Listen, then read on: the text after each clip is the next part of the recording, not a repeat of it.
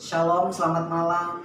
Kembali malam ini kita akan merenungkan firman Tuhan melalui renungan malam seiman tanggal 20 September 2020 yang ditulis oleh Ibu Kathleen dan Pendeta Jonathan Kuntaraf dengan judul Pentingnya Baptisan. Kita tunduk kepala. Bapa, terima kasih untuk segala sukacita dan damai yang telah Engkau nyatakan bagi kami, sehingga kesempatan ini Engkau telah perkenankan kami kembali untuk boleh merenungkan sebagian firman. Berbicaralah pada kami ya Bapa, sehingga kami pun boleh Engkau ubahkan. Di dalam nama Tuhan Yesus kami berdoa. Amin. Pengkabaran firman Tuhan yang akan kita renungkan pada malam hari ini terdapat di dalam buku Markus 16 ayatnya yang ke-15 dan yang ke-16. Markus 16 ayat 15 dan 16 mengatakan, lalu ia berkata kepada mereka, pergilah ke seluruh dunia, beritakanlah Injil kepada segala makhluk. Siapa yang percaya dan dibaptis akan diselamatkan, tetapi siapa yang tidak percaya akan dihukum. Betapa pentingkah baptisan itu bagi yang Wira yang tinggal di Afrika Tengah. Baptisan tidaklah dianggap hanya sekedar pilihan.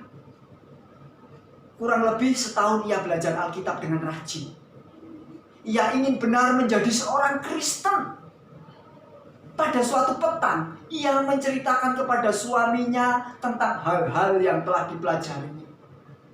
Suaminya dengan kasar berteriak, saya tidak suka agama seperti itu. Ada di dalam rumah tanggaku. Dan kalau kau masih terus juga mempelajarinya, saya akan membunuhmu. Walaupun yang Wira diancam, ia terus saja belajar dan siap menerima baptisan. Sebelum berangkat menuju tempat baptisan, yang Wira dengan hormat bertekuk di hadapan suaminya sambil memberitahukan kepadanya bahwa ia akan dibaptis. Suaminya mengambil golok dalam bulunya sambil berteriak, sudah kukatakan kepadamu bahwa kamu tidak boleh dibaptis. Pada hari kamu dibaptis, kamu akan kubunuh. Tetapi yang Wira bertekad untuk mengikuti Tuhannya, meninggalkan suaminya dengan ancaman yang masih tetap mendengung di telinganya. Sebelum masuk ke dalam air, ia mengaku dosa-dosanya dan membaktikan segenap hidupnya kepada Juru Selamat. Tidak tahu apakah ia harus menyerahkan nyawanya kepada Tuhan. Pada hari itu juga suasana damai memenuhi hatinya ketika ia dibaptiskan. Tatkala ia kembali ke rumah, ia mengambil golok suaminya dan membawanya kepada suaminya. Dengan berat suaminya bertanya, apakah kamu sudah dibaptis? Sudah, jawab yang Wira dengan tulus. Ini golokmu, lakukanlah. Melihat keberanian yang Wira, suaminya tercengang sehingga hilang semangat untuk membunuhnya. Bagaimana pentingnya baptisan sebagai seorang rela untuk mati? Apakah nyawa menjadi taruhan baptisan itu? Apakah Tuhan benar-benar mengharuskan baptisan itu? Adakah keselamatan itu bergantung pada apakah seorang dibaptiskan?